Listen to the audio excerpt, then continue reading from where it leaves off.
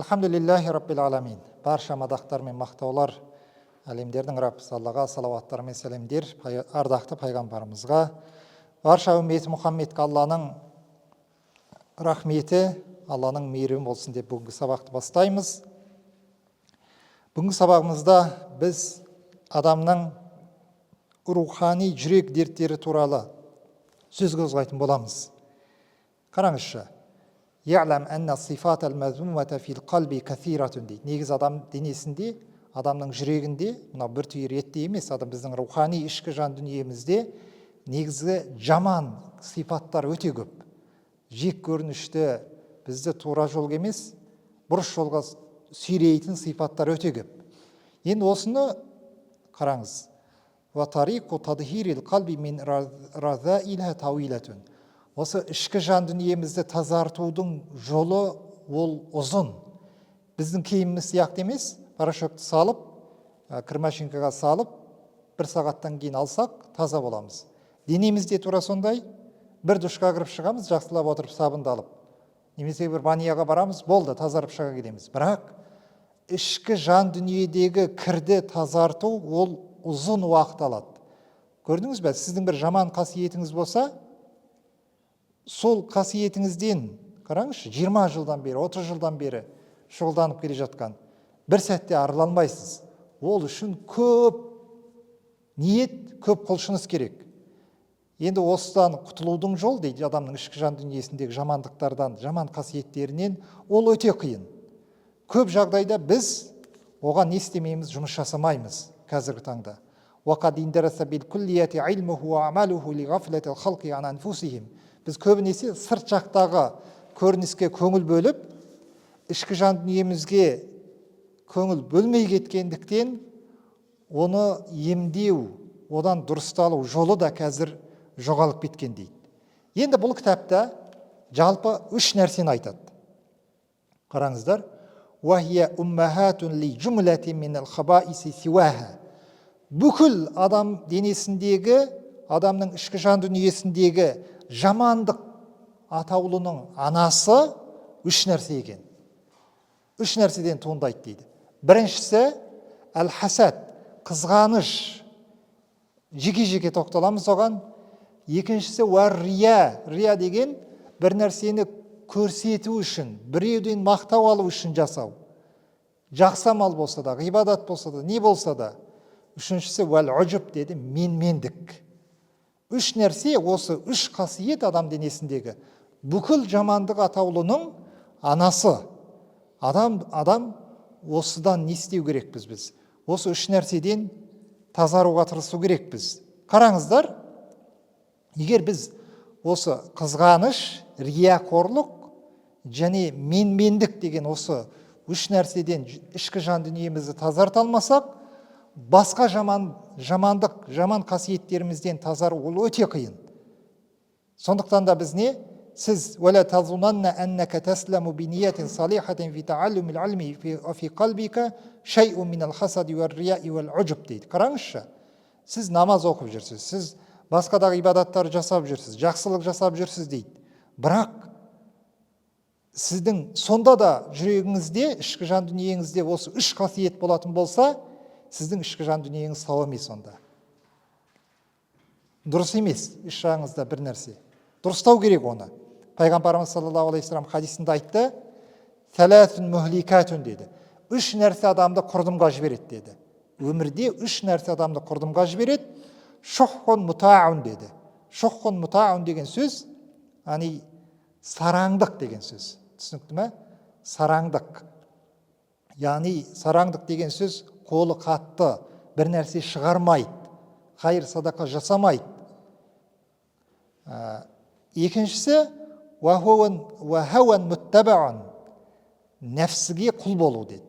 Және уаиджабул мар'i би нәфсихи, адам баласы өзін басқалардан артық санау, яғни менмендік. Осы үш нәрсе деп айтты. Қараңыздар, бұны біз не үшін айтып жатырмыз? Қызғаныш дедік қой біз. Қызғаныш деген нәрсе жалпы осы неден туындайды? Қызғаныш деген нәрсе осы сараңдықтан туындайды екен. Мынау Біздің кітаптарда адам жадный дейді ғой, сараңдықты үшке бөлген. Екі топқа бөлген. Біріншісі бар, қараңыздар. Бірінші дәрежедегі сараңдық ол мынандай.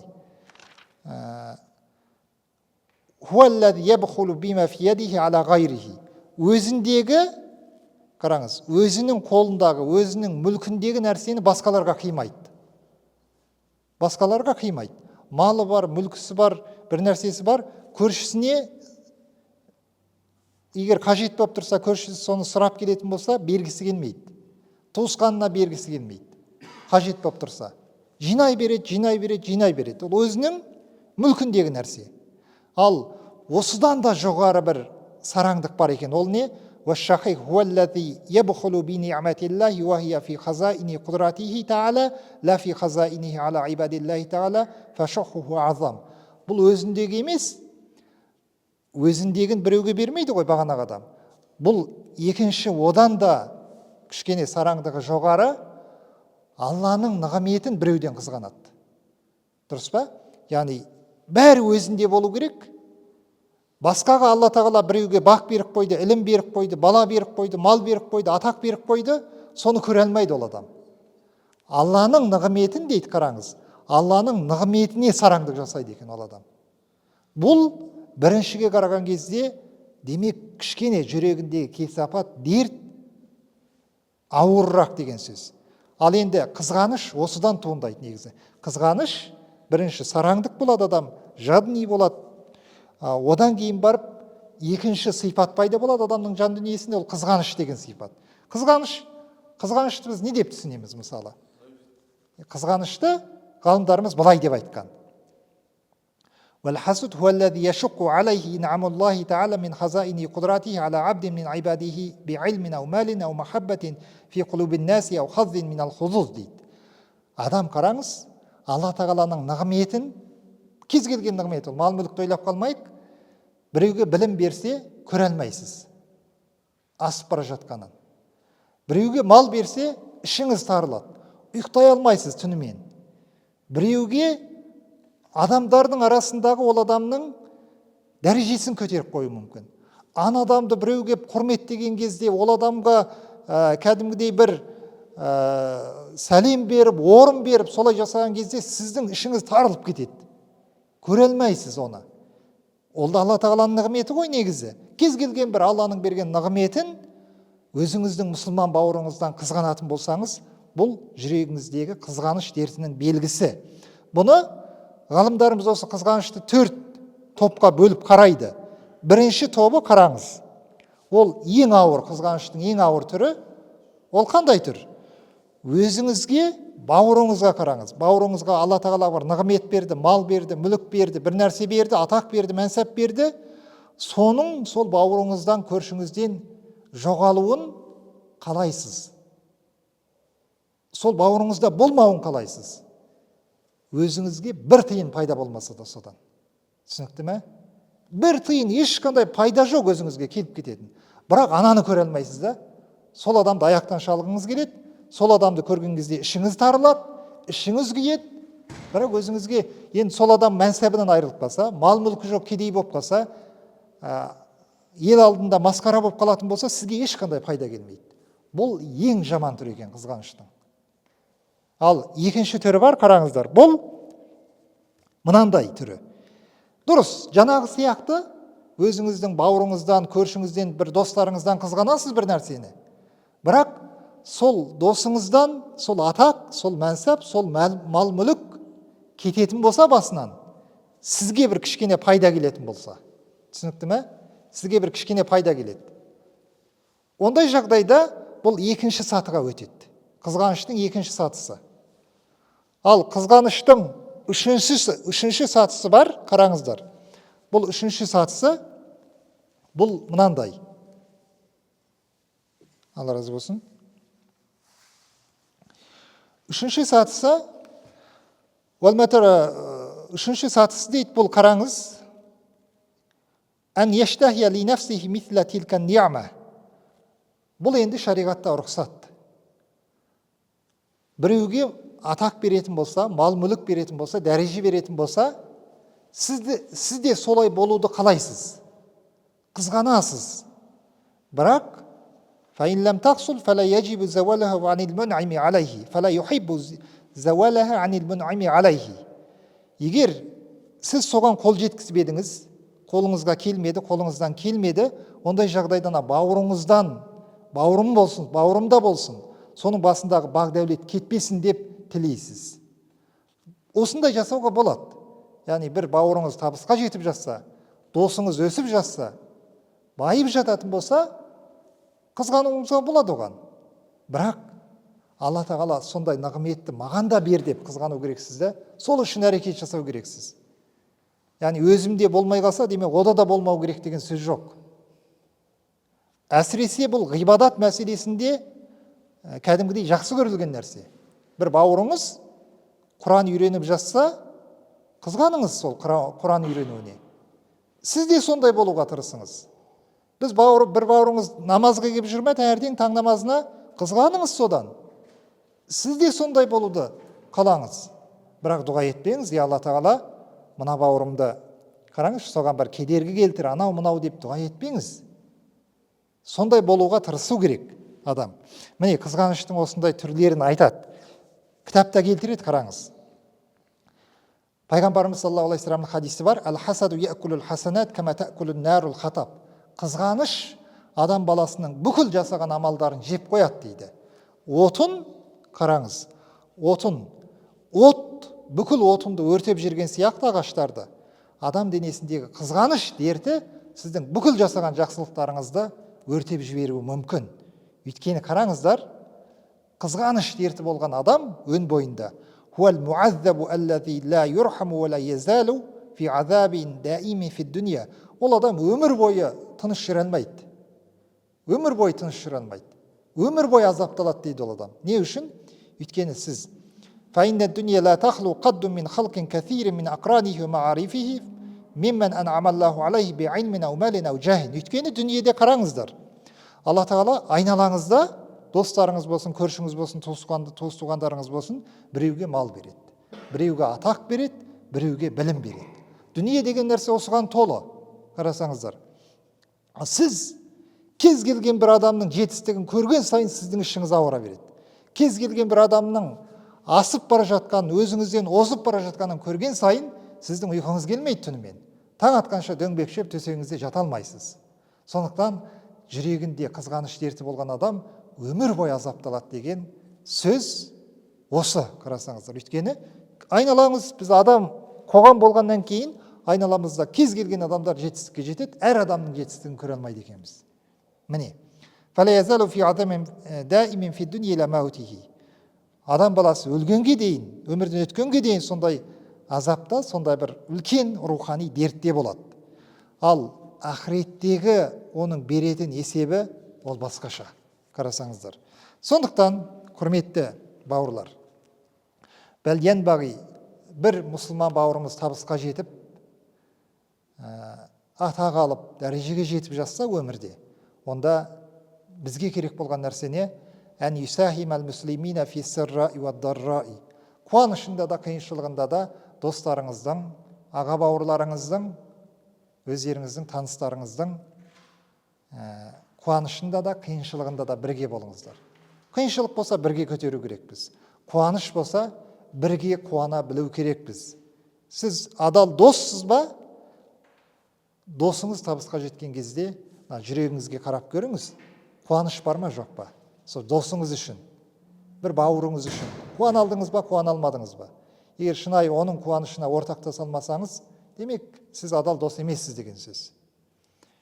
Өйткені пайғамбарымыз хадисінде айтты, мұсылмандар дейді, фәл-муслимуна кәл-буньянил вахиди яшудду бa'духу бa'дан.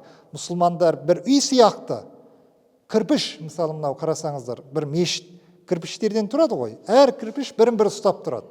Мұсылмандар солай деді. Бір-бірін ұстап тұрады, бір-бірін толықтырады деді. Және وَكَلْ جَسَدِ الْوَاحِدِ إِذَا اشْتَكَ مِنْهُ عُضْوٌ اشْتَكَ سَائِرُ الْجَسَدِ. Бір дене сияқты деді мұсылмандар. Қараңызшы, өзіңіз бір тісіңіз ауыратын болса егер, ұйқыңыз келмейді, дұрыс па? Таң атқанша жата алмайсыз. денеңіздегі бір кішкентай қарасаңыз денеңіздің мүшесі ғой ол, бірақ бүкіл денеңіз мазаланады да соған. Мұсылманда солай болу керек. Көршіңіз қиналып жатыр ма, сіз рахат өмір сүріп жатсаңыз ол қиын. Досыңыздың басына іс түсіп жатыр ма, сіз соның қасынан табылмасаңыз, сонда бір басына іс түсіп, қаралы күн болған кезде, басқа жағдай болған кезде қасынан табылмасаңыз, сіздің демек ойландыратын жағдай бар деген сөз сізде. Міне, сондықтан да ғалымдарымыз айтқан, сіз жүрегіңізге қарап көріңізші дейді. Жүрегіңізге қарап көріңіз. Мұсылман өзіңіздің бауырыңызды шынайы жақсы көре алмайсыз ба? Жүрегіңізде сондай бір дерттер бар ма? Онда сіз нәпіл ғибадаттарды жасап, басқа парыздарды айтпай-ақ қояйық, бекітілген сүннеттерді айтпай-ақ қояйық. Нәпіл ғибадаттарды жасағандарыңызға қарағанда, демек осы ішкі жан дүниеңізбен жұмыс жасау керексіз. Сол артық. Соның сауабы жоғары дейді. Соны дұрыстау керексіз бірінші. Сіз қанша тақуа болып, намаз оқып жүргенмен, нәпіл ғибадаттар жасайсыз, ораза ұстайсыз аптасына 2 күн. Бірақ аузыңыздан шыққан сөздер боқтық сөз, балағат сөздер. Қанша садақа бересіз, бірақ біреу табысқа жетсе көре алмай ішіңіз күйіп кетеді. Қанша зікір айтасыз, бірақ көршіңіз қиналып кеткен кезде қолыңызда бар бола тұра, мүмкіндігіңіз бола тұра соған көмектесе алмайсыз. Онда сіздің ішкі жан дүниеңізде кемшіліктер бар дейді. Сонымен айланысыңыз бірінші. Түсінікті ме? Міне, біз қызғанышты көрдік қысқаша. Екіншісі, біз 3 нәрсені айтқан едік. Екіншісі ол рия деді. Рияқорлық, бір амалыңыз болса, соны көрсетуге тырысу басқаларға. Пайғамбарымыз бұны ғалымдар айтқан, бұл жасырын Аллаға серік қосу деді. Ортақ қосу. Дұрыс, үлкен ширікті білеміз біз. Біреу пұтқа табынатын болса, күнге табынатын болса, ол ширік, үлкен ширік. Бірақ адам денесінде рияқорлық деген нәрсе болатын болса, демек сізде жасырын кішкентай ширік бар деген сөз. Өдәлика бұл не? Бұл деген не өзі? Рияқорлық деген нәрсе не? Рияқорлықтың танымын біздің ғалымдарымыз былай деп айтқан. وذلك طلبك المنزلة في قلوب الخلق لتنال بها الجاه والحشمة وحب الجاه من الهوى المتبع. Бұл адамдардың арасынан, қараңыз, ақыреттік бір нәрсені адамдардың арасына дәрежеге жетуге, мал-мүлікке жетуге қолдануыңыз. Бұл. Мысалы, садақа беру ақыреттік амал. Сіз соны ақыреттік сауабын күтіп, Алла Тағаладан сауабын алайын деп емес, біреудің көзіне түсу үшін жасайсыз. Кез келген жақсылық болуы мүмкін. Бұны мына жерде біз және де түсіндіреміз. Бұның неше түрлі жолдары бар. Мысалы, осы қарасаңыздар, көптеген адам баласы өмірінде амалдарын біз өзіміз бір ойланып көрейікші дейді. Бүкіл амалдарымызды ойланып көрейікші бір сәтке. Көптеген амалдарымыздың ішіне рия кіріп кетеді екен. Тек қана кішкентай ғана амалдарымыз қалады екен, Алла Тағаланың ризалығы үшін жасаған. Пайғамбарымыз саллаллаху алейхи вассалам хадисінде келтіреді. Бұл хадисті білесіздер ме сіздер? Абай атамыз осы хадисті жақсы түрде бізге қарапайым сөзбен жеткізіп берген. Былай деп келтіреді дейді пайғамбарымыз хадисінде. Қиямет күні, қиямет қайым болған кезде Алла Тағала Құран жаттаған адамды алып келеді дейді. Және Алла жолында жанын берген шәйітті алып келеді дейді. Және жомарт адамды алып келеді дейді. Қараңыз. Сонда анау Құран жаттаған адамнан, Құран үйренген адамнан сұрайды екен. Ол кісі сұрайды екен. Әлем уаллимука ма анзалту ала расули фаяқулу бәлә я рабби фаяқулу мәза амилта фима алимта.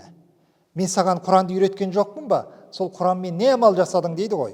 Сол кезде айтады, мен сенің жолыңда адамдарға Құран үйреттім, отбасыма Құран үйреттім дейді адамдардың арасында. Сол кезде Алла Тағала айтады, жоқ, сен пәленбай адам қари деп айтсын деп, дауысы мықты екен деп айтсын деп, анау деп айтсын деп, мынау деп айтсын деп, солай деп дүниеде әрекет жасадың, адамдардың арасында сол дәрежені алдың, болды, бүгін саған сауап жоқ дейді. Тура сондай жомарт адамға тура сондай да, қарасаңыз. Сондықтан кез келген бір жақсылық жасаған кезде жүрекке қарау керекпіз кішкене. Сен егер кішкентай да болса дүниелік бір мақсатты мақсат ететін болсаң, алдыға қоятын болсаң, және соны алатын болсаң, сен ақыретте оның сауабы болмайды ешқашан. Көрдіңіз бе? Тура сондай, шахидті де тура сондай деп пайғамбарымыз саллаллаху алейхи ва саллям хадисінде келтіреді. Енді қараңыз, рияның бірнеше түрі бар. Біз соған бірнешеуіне тоқталайық. Әр-рияу фил бәдан дейді. Фиддин фил бәдан. Денеміз арқылы рия жасауымыз мүмкін. Дене арқылы. Бұл не? Дене арқылы жасалатын рия, мысалы, лиядулла бин наху ала қиллати лакил ва бис сафари ала сахри лайли كإظهار النخول والصفار وتشخيص الشعر ليدل بالنخول على قلة الأكل وبالصفار على سهر الليل. Мысалы қараңыз, кейбір жағдайлар болады да, денеміз арқылы жасалатын рияның. Мысалы, бұл сіздерде кездесте ме, мүмкін кездеспей ме білмеймін, бірақ мысалы араб өлкелерінде бұл көп болады. Мысалы кейбіреулер болады, жаңағы сәлделерін кішкене әдейі кіргіп жүреді, кіргіп ұстап жүреді. Не үшін? Өйткені көп сәжде жасағанын, не болмаса соның бір көп ибадат жасағанын адамдарға білдірту үшін. Не болмаса, жайнамазыңыз бар ма сіздің? Тозып кеткен болса, 3000 теңге тұрады ғой негізі. Ауыстырып алу керексіз да оны. Егер үйіңізге келген кезде анау жайнамазыңыздың тұрған жері кәдімгідей қанша жылдап намаз оқыса, енді ол тозады ғой, жыртылады, ағарады, дұрыс па? Егер сіз соны кішкентай да болса, жүрегіңізде бір нәрсе болса, үйге келген адам көрсін, жайнамазыма көп сәжде жасалған жайнамаз екен, бұл жерде көп көз жасы төгілген жайнамаз екен деген кішкентай да болса сізде мақсат болатын болса, амалыңызға сіздің рия араласты деген сөз. Түсінікті ме? Бұл киім арқылы сыртқы көрінісі қарасаңыздар, денеміз арқылы жасап жатқан рия. Ал екінші дейді, мынау қараңыз, сыртқы көрініс арқылы дедік, екіншісі қараңыз, денеміз арқылы дедік, бұл сыртқы көрініске келеміз екіншісі. Мысалы, сыртқы көрініс арқылы адам қалай рия жасайды дейді. Мысалы, сіз өз үйіңізде кәдімгідей мінезіңіз басқа адам. Бірақ топтың ішіне келген кезде, адамдардың ішіне келген кезде кәдімгідей басыңызды салбыратып, намазда тұрған кезде, негізі намазда тұрудың өзі бір әдебі бар ғой, кәдімгідей тік тұру керексіз. Тік тұру керексіз, көзіңіз неге қарайды? Сәжде жасайтын жерге қарап. Ал сіз олай жасамайсыз да, кәдімгідей бір Алладан қорқатын адам сияқты, иіліп, бүгіліп, беріліп тұрған адам сияқты жасайсыз. Ол рия негізі. Түсінікті ме? Байқамай қалуыңыз мүмкін, бірақ ол рияға жатады. Егер кішкентай да болса, енді өзіңіздің көңіліңізде еш нәрсе болмауы мүмкін, ондай адамды рия деп айта алмаймыз. Бірақ шынымен де адамдардың арасына келген кезде солай жасайтын болсаңыз, басқалар солай ойласын деп кішкене. Ондай жағдайда амалыңызға рия араласты деген сөз. Мысалы, адамның маңдайындағы сәжденің ізі дейді. Мысалы, кейбір адамдар болады, сондай сәжденің ізін қолынан жасап алатын. Ол таза рияқорлық, қараңыз. Мысалы, сөзбен де рия жасауға болады екен. Ол не? Сіз жай кезде ешқандай зікір айтпайсыз, бірақ мешітке келсеңіз, адамдардың арасына келген кезде кәдімгі аузыңыз жыбырлап, бір тәсбих тартып, зікір айтып отқан адам сияқты, салауат айтып отқан адам сияқты айтуыңыз да мүмкін негізі. Бірақ сіз жалғыз қалған кезде айтпайсыз да ешқашан. Адамдардың арасына келген кезде зікірге бастайсыз бірден. Бұл да адамның сөздегі несі? Риясы екен негізі. Ал жалғыз қалған кезде ешкімді жамандықтан тыймайсыз. Өзіңіз отбасыңызда ешкімді жамандықтан тыймайсыз. Бала шағаңыз ар жақ бер жақта жүр, бірақ мешітке келіп аласыз да, жамағаттың арасында бір нәрсе болатын болса, соларға уағыз айтасыз келіп алып. Ол да рияқорлық, қарасаңыз. Ең бірінші отбасыңыздан бастау керексіз өзіңіз дейді. Міне. Ал төртіншісі, мынау адамның ғибадатындағы рия, бұл не? Мысалы, өзіңіз жалғыз намаз оқыған кезде бесін намазын, 10 рәкат намазды 4 минутта бітіресіз.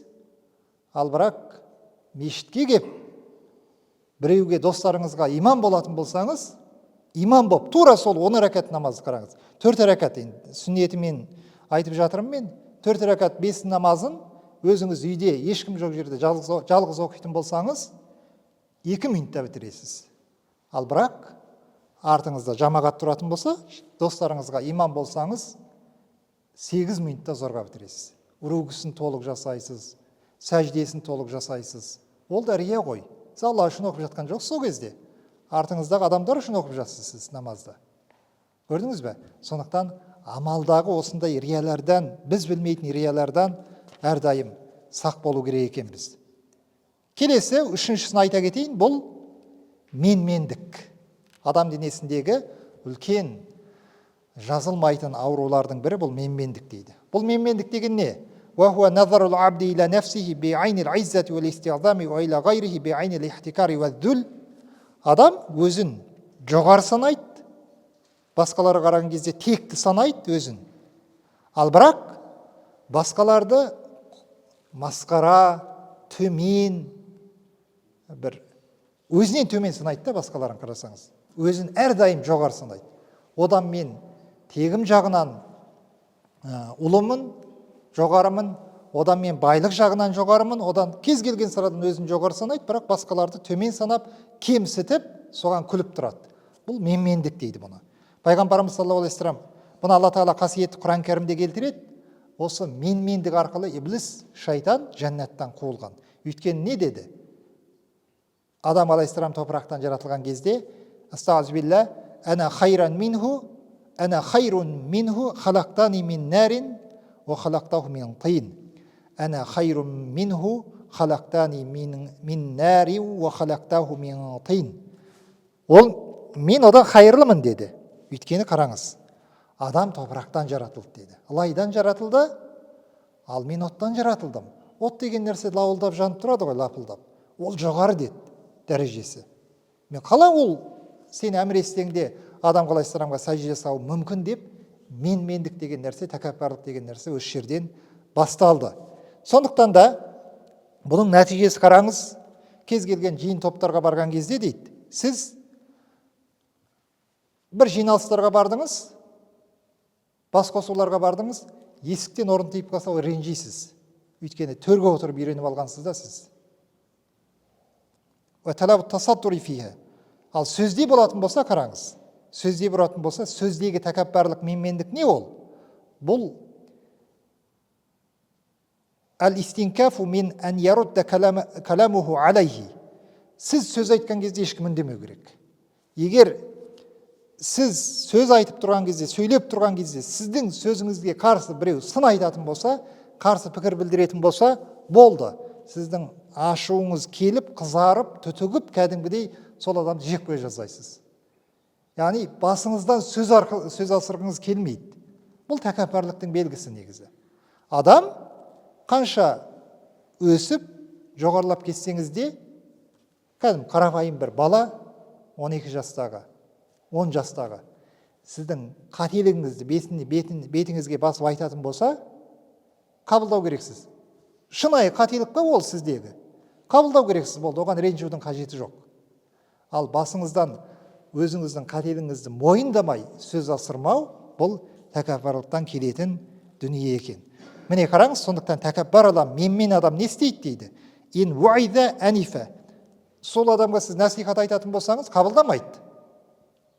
Ал өзі басқа біреуге насихат айтқан кезде, ауаза аннафа дейді. Басқа біреуге насихат айтқан кезде айғайлап, ұрсып, сол адамды кәдімгідей жеп қоя жаздайды. Дауысын көтеріп. Бұл тәкаппарлықтың белгісі екен. Сондықтан бұл мәселеден біз не істеу керекпіз? Осындай жүрек ауруларынан сақтану керекпіз. Фаатикадука фи нафсика аннака хайрун мин гайрика жахлун махтун дейді. Сіз өзіңізді басқа адамдардан жоғарымын, артықпын, мықтымын деп санауыңыз, ол надандықтың белгісі. Сондықтан да бәл янбағи ан ла танзура иля ахадин илля ва тара аннаху хайрун минка ва аннал фадла лаху ала нафсик. Сол жағынан артық. Дұрыс. Бір кімді көрдіңіз?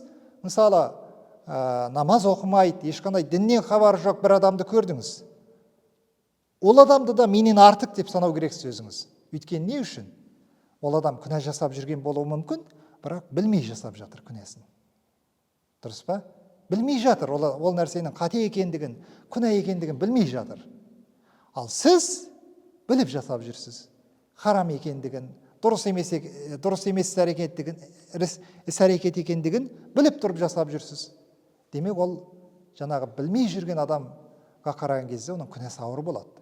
Сол жағынан қараған кезде ол адам сізден артық. Көрдіңіз бе? Міне, сондықтан кез келген адамды өзімізден артық санауға тырысу керекпіз. Одан бір қасиетін, жақсылығын көре білу керекпіз адам әрдайым бұл өмірде. Міне, сондықтан бұл мәселеге біз осы жүректің дерттеріне әрдайым көңіл бөлейік. Тәкаппарлықтан, менмендіктен, рияқорлықтан, қызғаныштан барынша өзіміз не істеу керекпіз? Сақтану керекпіз. Оның жолдары бар тазаланудың. Жақсы, Алла тағаладан көп дұға етейік, көп дұға тілейік. Я муқаллибал құлуб, сәббит қалби ала диника ва таатикал ислам. Ей жүректерді өзгертуші, бұрып қоюшы Алла тағала, менің жүрегімді өзіңнің дініңе, өзіңнің жақсылығыңа әрдайым бұрып қой, дінге бекем қыл деп көп дұға жасау керекпіз. Сіз бір сәтте жүрегіңіз өзгеріп, ішіңіз тазарып, бүкіл жаман қасиеттеріңіз өзгеріп кетуі мүмкін. Оның бірнеше түрлі жолдары бар, негізі. Адам өзін өзі өзгертем десе, бірнеше түрлі жолдары бар. Соның бірі ортаңызды дұрыстау керексіз. Айналаңыздағы адамдар өзіңізге насихат айтатын, шынайы жан ашитын, бетіңізге күліп, артыңыздан пышақ қадайтын емес. Артыңыздан болса да, алдыңыздан болса да, бетіңізден болса да, өзіңізге әрдайым жақсылық ойлап, өзіңізге шынайы насихат айтатын адамдар болатын болса, сіз дұрысталасыз. Орта дұрысталса, сіз де дұрысталасыз. Бұл үлкен адам өз-өзін дұрыстаудың бір жолы. Міне, сондықтан бұл мәселеге құрметті жамағат көңіл бөлейік. Алла қаласа, келесі аптамызда осы жүректің дерттерін ары қарата біз жалғастыратын боламыз. Алла тағала алған білімдерімізбен шынайы түрде амал жасауды, Алла тағала ең баста пайғамбарымыз саллаллаху алейхи вассалам хадисінде айтты ғой, адам денесінде бір түйір ет болады деді. Сол ет дұрыс болатын болса, адамның бүкіл ісі дұрыс болады деді. Осы жүрегіміздегі дерттерді Алла тағала тазалаған, өзіне кейін Алланың алдына биқалбин сәлим, таза, сау жүрекпен шыққан Алла тағала пенделерінің қатарынан қылсын. Раббана атина фид дуния хасана ва фил ахирати хасана ва қина азабан нар бирахматика архамар рахимин. Аллаху акбар.